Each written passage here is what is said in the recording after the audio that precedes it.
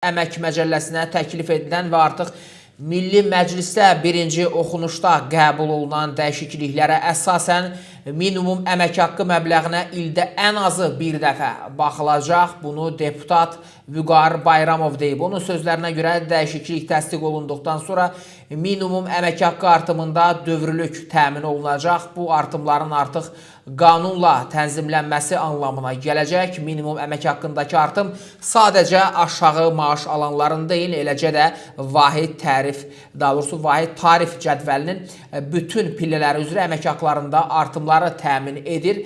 Belə ki, dövlət büdcəsindən maliyyələşdirilən sahələrdə çalışan işçilərin aylıq tarifi maaşları minimum əmək haqqı artırılandan bir ay müddətində yeni məbləğə uyğunlaşdırılaraq artırılacaq. Bura sosial, elm, mədəniyyət, gənclər və idman, kənd təsərrüfatı, ekologiya və ətraf mühitin mühafizəsi, mənzil, kommunal, nəqliyyat, rabitə, meliorasiya, su təsərrüfatı və digər sahələrdə çalışan dövlət qulluqçusu statusu olmayan işçilərin vəzifə maaşları da daxildir.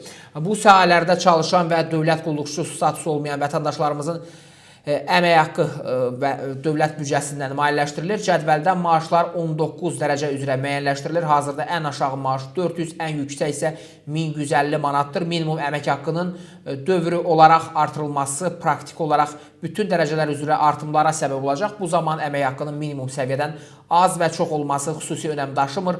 Bütövlükdə minimum əmək haqqının artırılması 700 min vətəndaşımızın maaşlarının artmasına səbəb olur deyə deputat Vüqar Bayramov bildirib.